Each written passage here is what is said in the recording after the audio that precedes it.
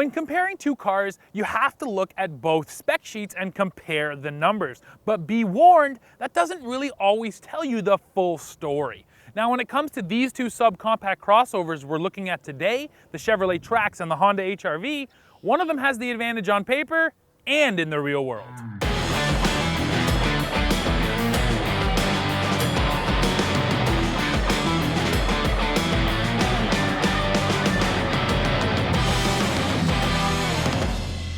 So we'll start this one off by talking about some of the good things about this Chevy Trax before the HR-V shows up and kind of rains on its parade. So one of my favorite things here in the Trax, and probably one of the bigger selling features for the Chevrolet, is this little 1.4 liter turbocharged engine. Now it makes 138 horsepower and 148 pound-feet of torque, but the real key is that all of that torque comes on just over 1800 RPM.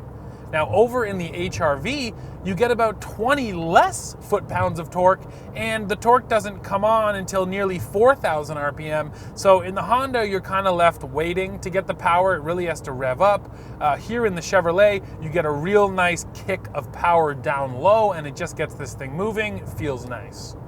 Now the second key advantage to the Chevy, and the one thing you notice right away, is that there's a lot more glass and there's a lot more headroom in this thing. So the cabin of this Trax, it feels nice and airy, it feels nice and spacious. The Honda, because it has that really sharply raked windshield and roof line, it cuts down on your headroom when you're inside, and it can feel a little bit more cramped.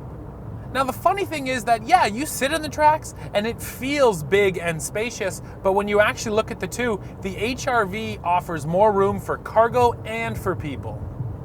Here in the Trax, you get 35.7 inches of rear seat legroom, while over in the HR-V, you get 39.3 inches. And it's the same story when it comes to cargo volume.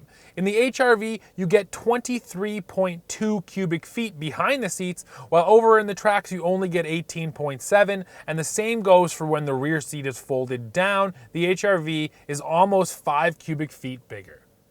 And to add insult to injury, the way the seats fold here in the Trax, it's just not very intuitive, and it doesn't leave you with quite a flat floor. There's a bit of an angle.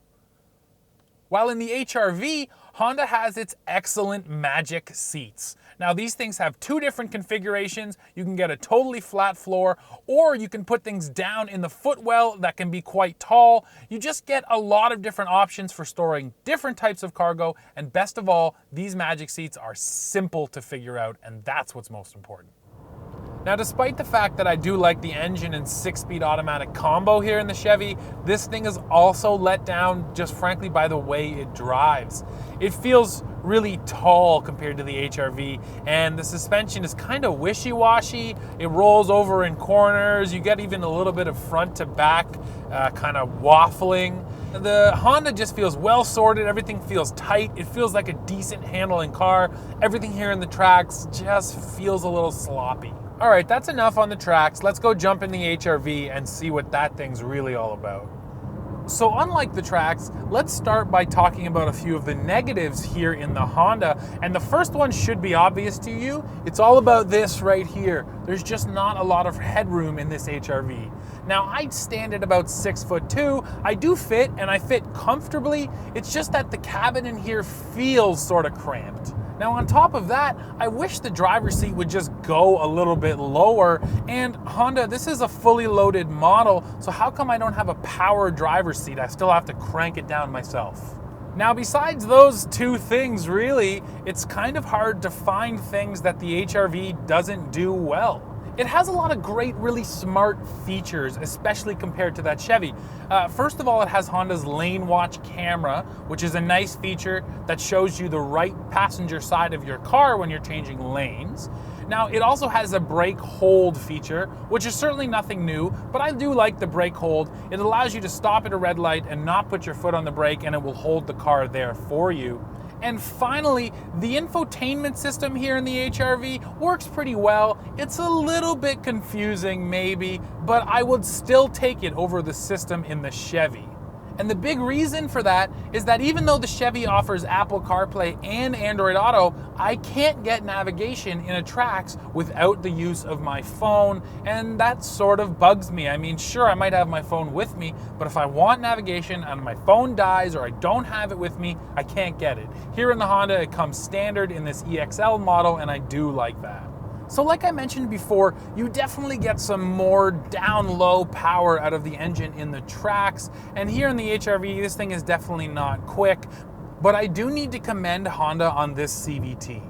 The brand has tuned it so that it can act like a 7-speed automatic transmission, and they even give you paddle shifters, which, you know, seems kind of gimmicky, but they actually work pretty well. When you need more power, you can nail that paddle shifter, the revs will shoot up, and this little thing actually takes off because all of its power is accessible way up there near redline.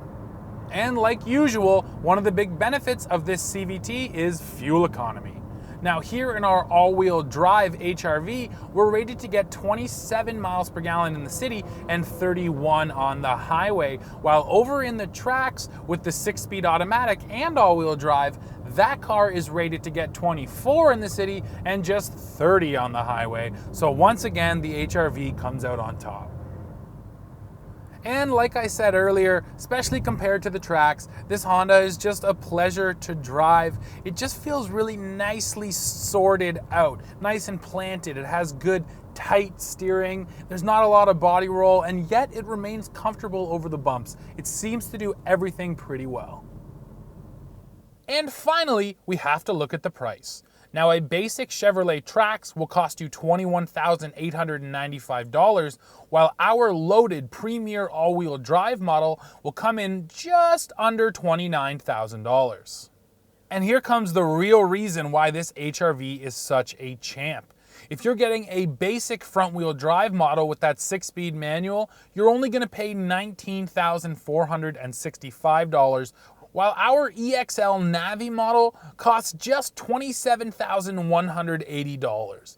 This thing has easily as many features as the Trax, it has more space, and it costs less. In my eyes, the Chevy Trax really has two key advantages. You get that torquey turbo and you get that nice airy cabin. But when you really look at the nitty-gritty, at the stuff that matters to families, it's all about this HRV. It has more space, it has clever features, and all for less money.